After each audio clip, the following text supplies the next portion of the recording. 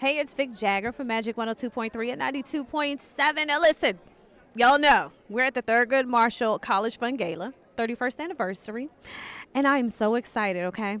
I have seen this man on social media. When I first saw it, I don't think you had blown up just yet.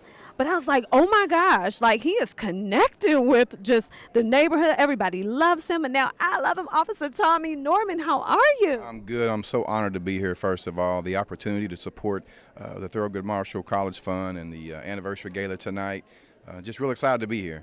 I just feel like I have 1,000 questions, but I don't have a lot of time, okay? But one of the biggest things that I wanted to ask you is, what is your passion? Because we see that you definitely care about your community and you weren't like any other police officer, especially in this climate where, a lot of our African American communities kind of shun away from police officers, but you pretty much connect and they love you. So what is your passion behind that? Well, the passion for me is not really totally connected to the uniform. I've been tied to the community back in Arkansas since I was a kid.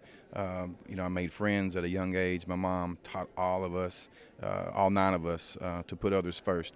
And so I carried on that tradition of what my mom taught us when I became a police officer. But it's not really the uniform and the badge about me. It's more my heart. And when you treat people with respect and dignity, whether you're a police officer or not, ultimately with commitment, you'll win the community over, and not just to win the community over, but they will accept you as part of their family, and that's huge when you're dealing with so much going on today with police officers and mistrust and a lot of tension in communities across the world.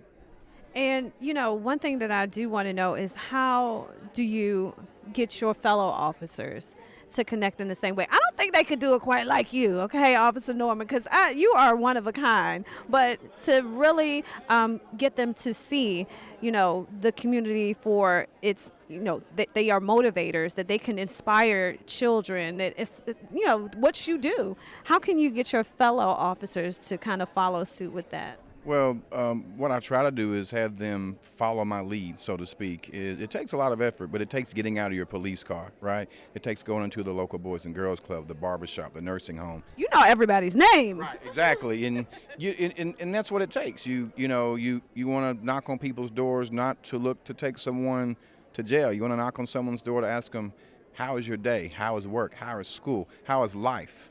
Right? But then you want to come back the next day, and I think a lot of what communities are dealing with today is that public servants aren't coming back, right? So we need to come back the next day and the next week and the next month and the next year.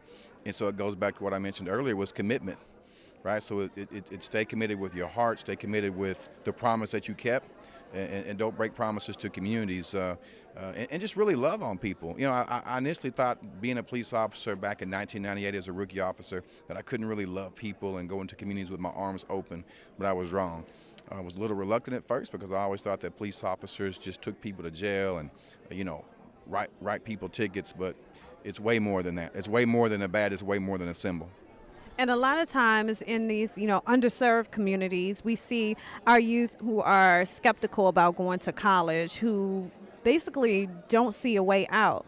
And I know you're there to motivate them, like, listen, you need to go to school, you need to go to college. Do you see a lot of kids now, like, either coming back, like, or, hey, Officer Norman, I just got accepted to such and such college. Do you see your impact on them?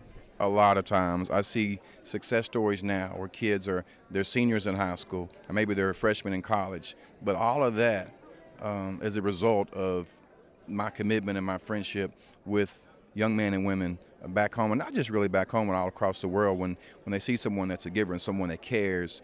But I want to encourage all of them, stay in school, encourage them to go to college and make something of themselves and be the next Officer Norman. Now, there are a lot of officer friendlies, but listen, I don't think anybody can be an Officer Norman, okay? Thank you so much for being here, and I really appreciate it. It is. Thank you so much. Thank you.